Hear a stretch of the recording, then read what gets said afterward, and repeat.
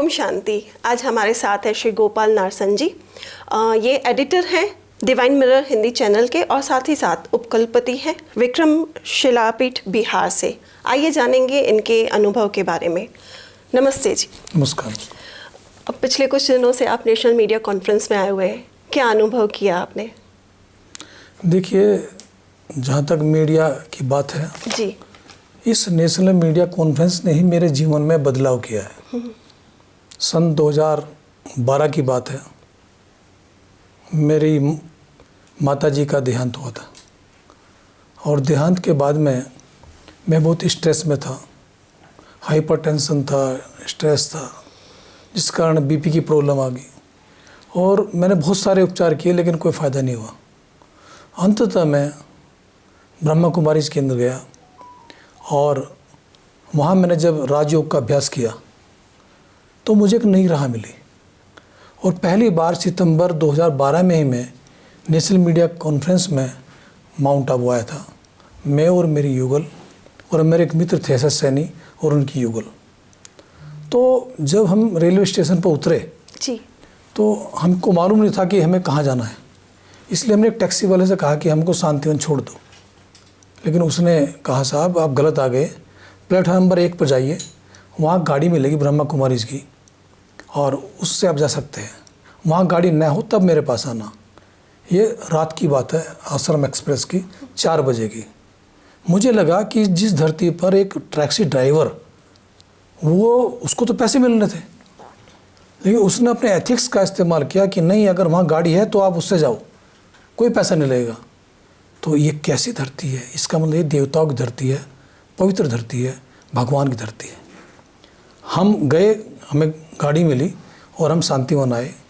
तो वहाँ पहला वाक्य था, आपके घर में आपका स्वागत है जी, परमात्मा के घर में आपका स्वागत है।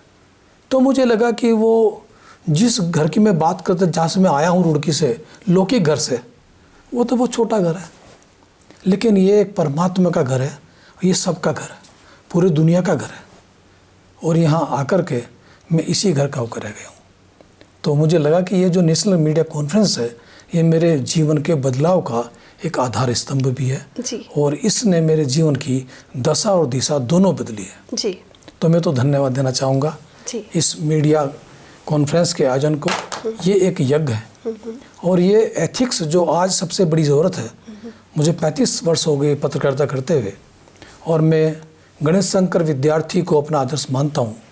हमारी पत्रकारिता के इतिहास में अगर जाएंगे, प्राणकर जी से लेकर के महात्मा गांधी जी, मालवीय जी और बहुत सारे ऐसे पत्रकार हुए हैं जिन्होंने स्वतः आंदोलन से लेकर के बाद में देश के निर्माण में महत्वपूर्ण भूमिका निभाई है। जी, लेकिन अधिकांश का जो मोटिव था वो था नैतिकता, साथ साथ मिशनरी भाव।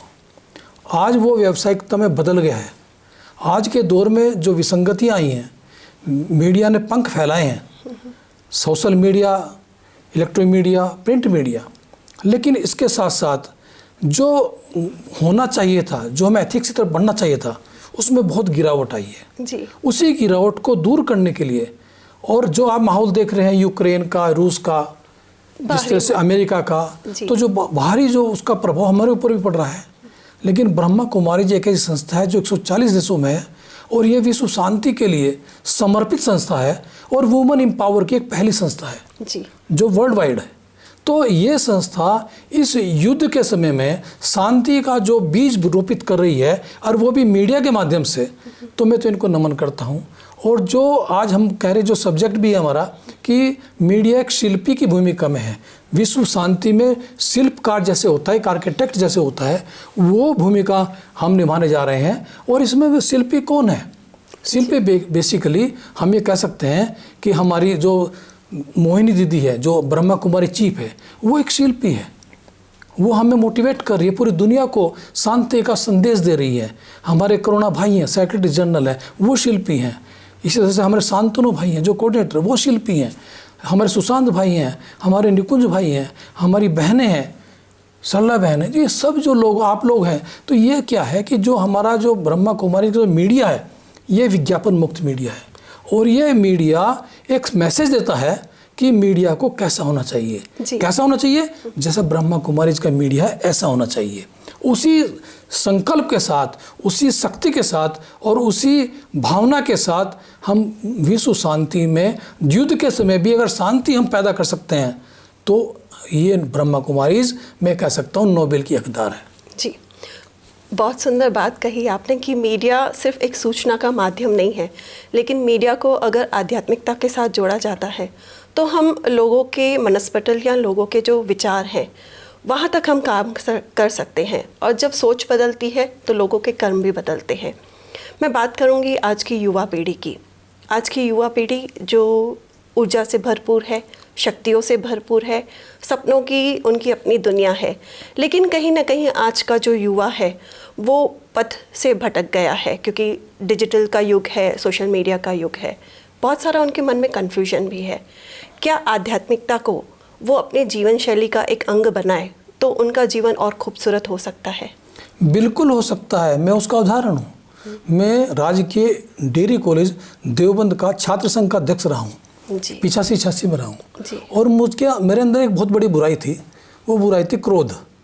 और क्रोध मुझे बहुत आता था। और क्रोध क्यों आता था कि अगर कोई किसी बहन के साथ छेड़छाड़ कर रहा है, किसी बहन के साथ कोई बदतमीज़ी की है या कोई समाज में विसंगति पैदा की है जो उसको नहीं करनी चाहिए, अगर वो हमारे सामने हो रही है तो हम चुप नहीं बैठते थे।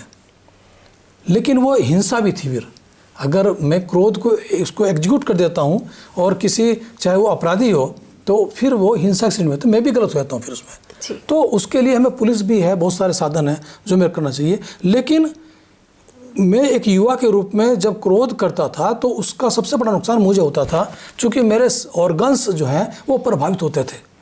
कभी भी किसी को गुस्सा जो आता है कितना देर रहता है, 1 मिनट का आता है, 2 मिनट का आता है, ऐसा है ना। हमारा आत्मा का जो मूल धर्म है वो शांति है।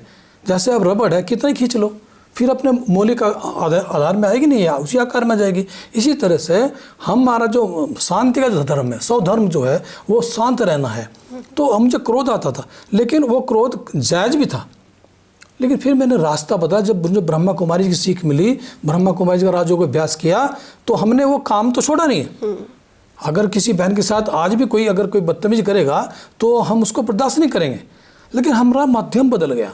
अब हम उसको पुलिस को फ़ोन कर सकते हैं, हम उसको एक तरीके से मोटिवेट कर सकते हैं कि अगर हो सकता है कि वो किसी संगति के कारण शिकार हुआ हो। बाबा भी कहते हैं, मुरली में भी होता है बुधवार, कि किसी व्यक्ति से घृणा मत करो, उसके दुर्गुणों से घृणा करो, उस दुर्गुणों को दूर करने की बात करो।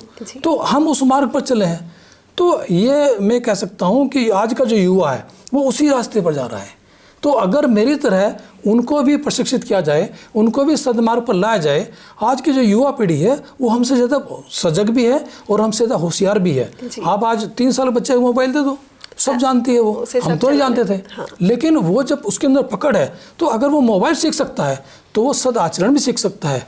वो भगवान कौन है, कहाँ से आया है, मैं कौन हूँ, आत्मा और परमात्मा का ज्ञान भी उसे मिल सकता है। उसके अंदर कैपेसिटी है।